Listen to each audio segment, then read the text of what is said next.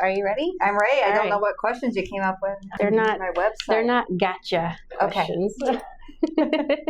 All right. The first question is, why was it important for you to staff exclusively women, and what inspired you to make that decision?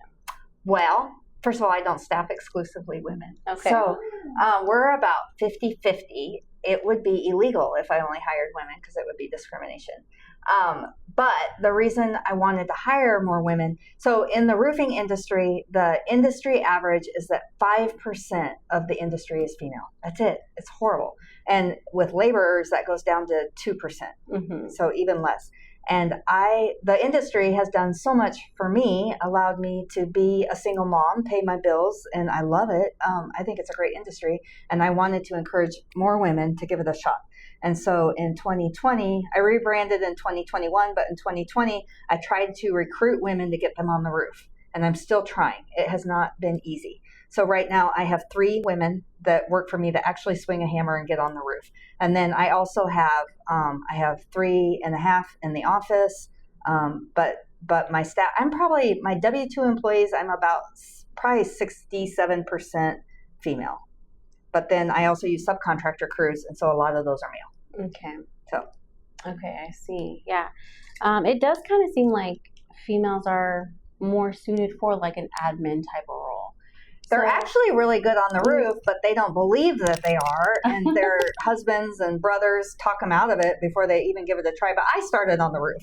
So not on the roof. I started on the ground, which is how you start in roofing, picking up trash and throwing it in the dumpster, and then worked my way up to the roof. And so I've been a crew lead. I worked on the crew for 3 or 4 summers during college, and I've done quite a bit of it.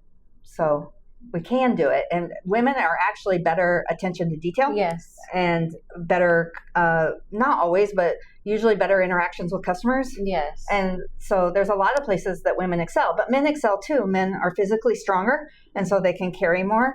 And they're generally faster at the manual labor. So I think the two together is a great combination. Mm-hmm. Mm-hmm. Yeah, definitely. What is the hardest part about being a business owner? That's the question. The hardest part about being a business owner, I think the hardest part for me is financial, because we're very seasonal, and we're very dependent on the weather and what happens.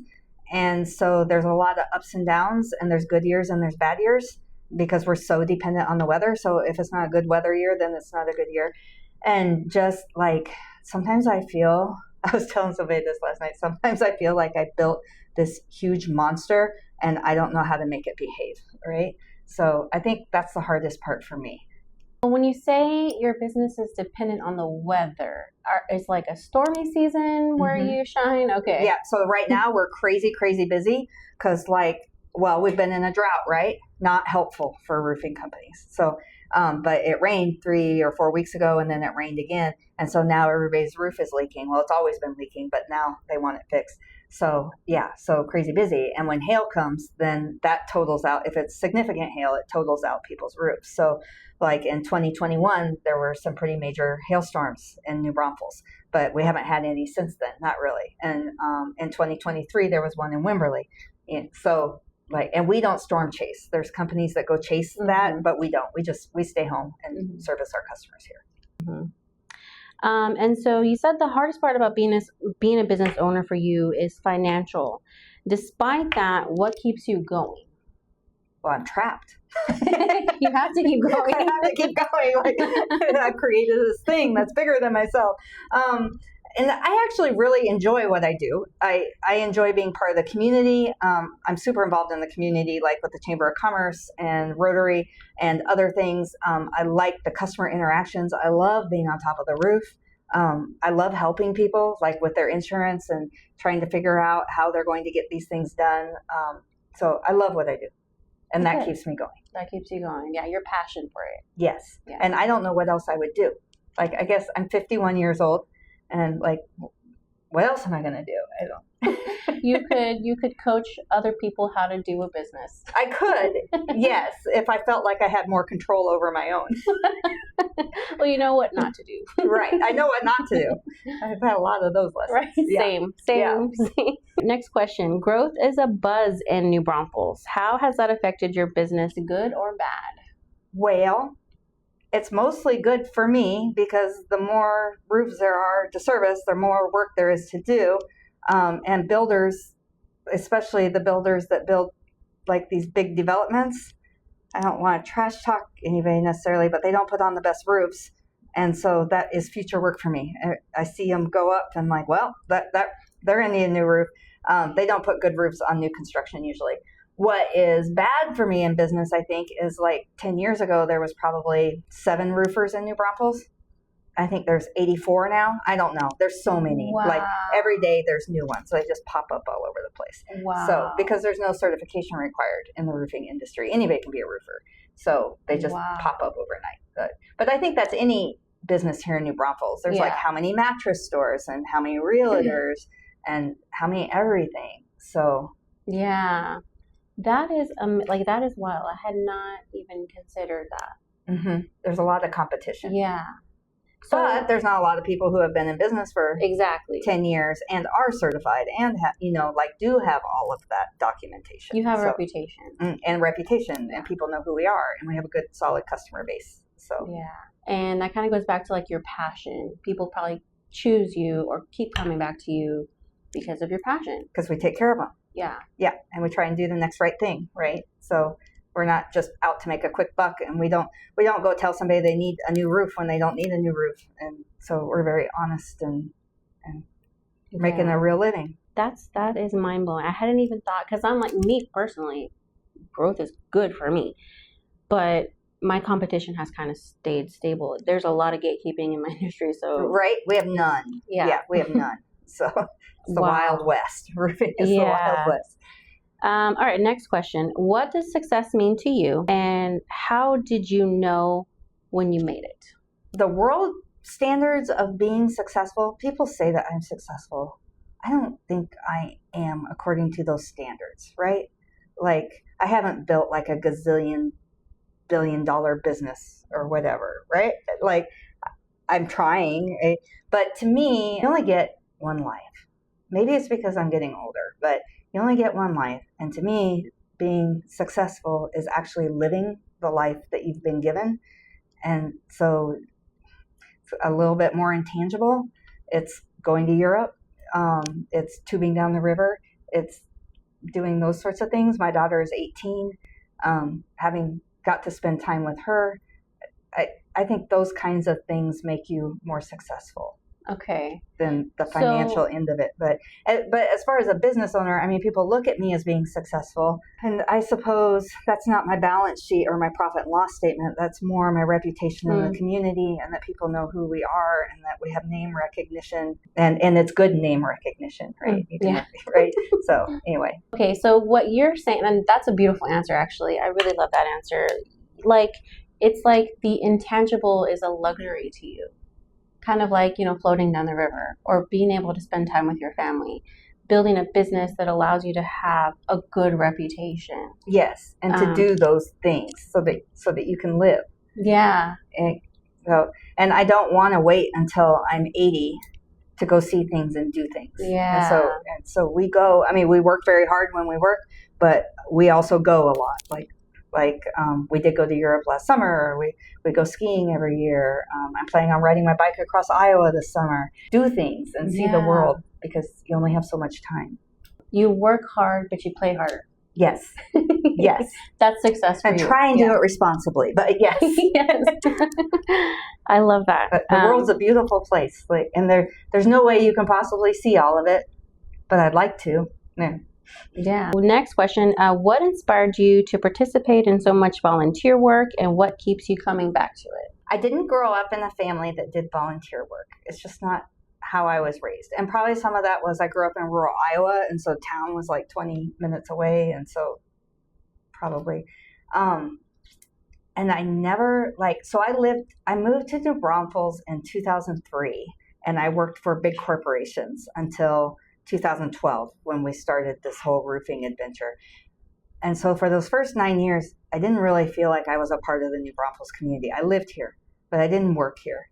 And I don't know, like when I started working for myself or with my brother, I really got involved in the community, and it was a foreign thing to me because that's not how I was raised.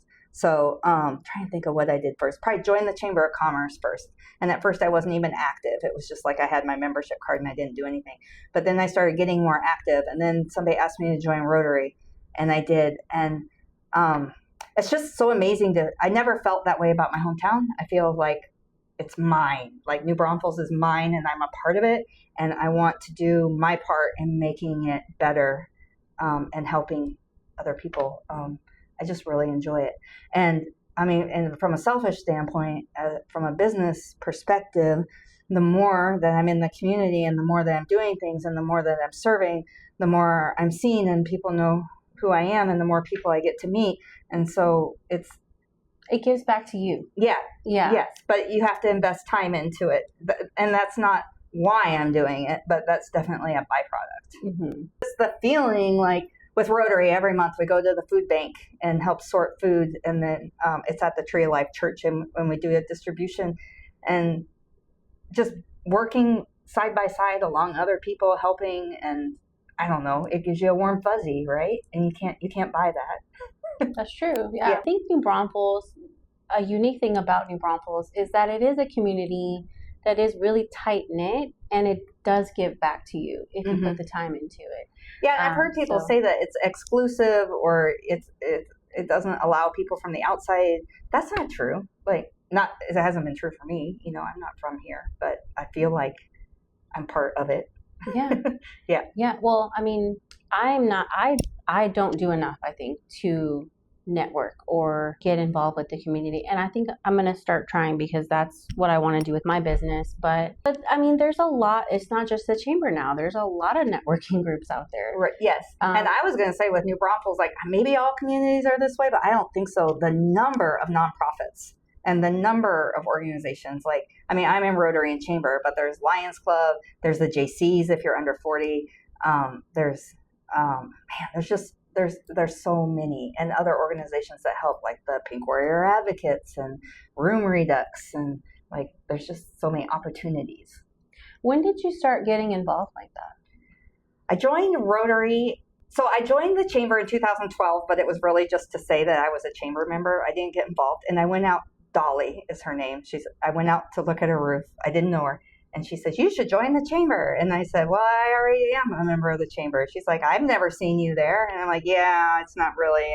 I get social anxiety, and I've gone to a couple events and I didn't enjoy it. It gave me too much anxiety. I don't go. She's like, well, you have to go. You have to get involved. And so she kind of took me under her wing. Okay. And that was very helpful. And then I got to know some people. And then now I know a whole bunch of people. And once you know people, right. So that was probably my first one. But then in 2000, I think it was 17, a realtor friend of mine, Lee Edwards, asked me to join Rotary. And I did. And he said, I think this would be a good thing for you, kid. Like, okay. And that's kind of been nice because it's not, the chamber is like so many people. And my Rotary Club has 150, but you meet every week and you sit at a table of 8. And so you really like get to know other people. So I think those are the two main things that got me going in the community. What motivated you, I guess, is somebody like Dolly. She took you under her wing. Yes. Mr. Edwards, he personally invited you. Yes. Okay. So yeah, people who invested in me, right? Mm-hmm. And thought I had potential and were willing to show me. Yeah. Because I'm not naturally extroverted. Yeah. And I think a lot of people aren't. Yeah. It's exhausting. It's exhausting. I don't find that I am, but when I do have to be extroverted, I'm like, I sleep for a week straight. Right? I have a girl that works for me. She says she goes home, takes her pants off. She's done. That's it. After a day of interaction all day. Yeah. Yeah. Like you can turn it off and then you turn it on and then turn it off. Turn it off for 2 weeks. Yeah. After today, I'll be kaput. So, because I've had a lot of events today. So. Yeah, so this is your event date. It is my event day. It happens every once in a while. Yeah, yeah. And 8th graders. That's exhausting. 8th graders. Yeah. career fair this morning. That's all the questions I had. Okay. Did you have any for us or for me or? I didn't come prepared. Are you going to join Rotary?